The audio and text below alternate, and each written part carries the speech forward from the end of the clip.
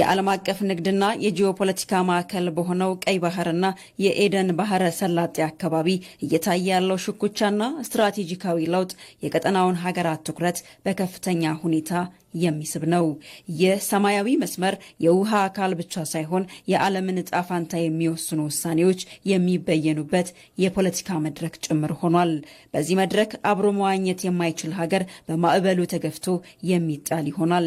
እናም በዚህ የዓለም አቀፍ የደም ስር በሆነው የባህር መስመር ላይ የራሷን የባህር በር አማራጭ ለመያዝ የምትተጋው ኢትዮጵያ ጥረቷ ከኢኮኖሚ ጥቅምና ከወደብ ፍላጎት ባለፈ ብሔራዊ ደህንነቷን የማረጋገጥና ዲፕሎማሲያዊ ተሰሚነቷን ወደ ላቀ ደረጃ የማሸጋገር ታሪካዊ ምዕራፍ ነው። ከብሔራዊ ደህንነት ጋር የሚያያዘው ለምሳሌ ኢትዮጵያ አሁን የባህር በር አልባ ሀገር ነች፣ ወይንም ደግሞ ላንድ ሎክድ ነች። 95% የሚሆነው የሀገራችን ንግድ በአንድ የባህር በር ነው የሚከናወነው፣ በጅቡቲ ነው።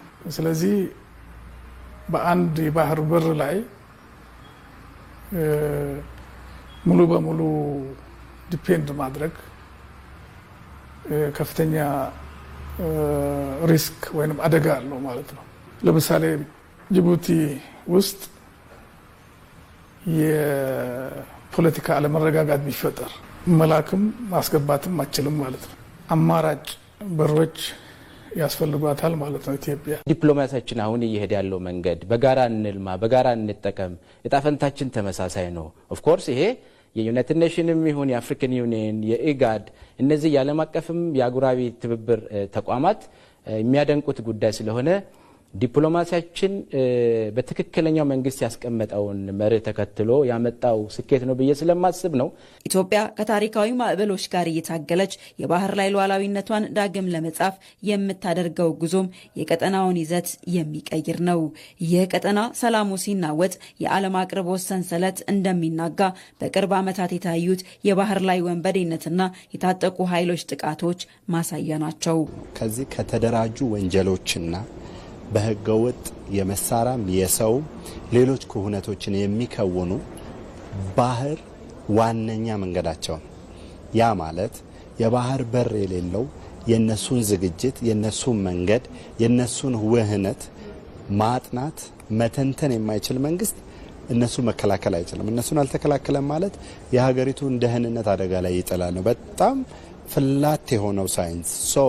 የባህር በር የባህሩን ደህንነት ብቻ ሳይሆን የሚያስጠብቀው ሌሎች የመንግስትንና ህዝብን አደጋ ላይ የሚጥሉ እንቅስቃሴዎችን፣ አደረጃጀቶችን የሚከላከልበት ስለሆነ በቀጥታ የሚቆራኙ ጉዳዮች ናቸው። በዚህ አስፈሪና ስትራቴጂካዊ ሁኔታ ውስጥም በህዝብ ብዛትና በኢኮኖሚ እድገት በቀጠናው ግዙፍ ኃይል የሆነችው ኢትዮጵያ የባህር በር አልባ ሆና መቀጠሏ በታሪኳና በእድገቷ ላይ የራሱን ጥላና ተጽዕኖ አሳድሮ ቆይቷል። የሞገዶች አለመረጋጋት የሩቅ ሀገራትን ገበያ እንኳን ሳይቀር ያናውጣል። እንደዚህ አይነት የሰላምና ደህንነት ችግሮች ሲፈጠሩ ደግሞ ለመፍታት እንደ ኢትዮጵያ አይነተኛ መፍትሄ ያለው ሀገር አይገኝም። የባህር ኃይሉ ስራ የነበረው ይሄ የማሪታይም እንቅስቃሴ እንዳይደናቀፍ ከላይ እስከታች የመጨረሻው ከራስ ካሳር እስከ ራስ ዱሜራ ያለውን የባህር ክልል በመጠበቅ የማሪታይምን ሰላም ዓለም አቀፍ ደረጃውን እንደጠበቀ እንዲንቀሳቀስ ያደርግ ነበር።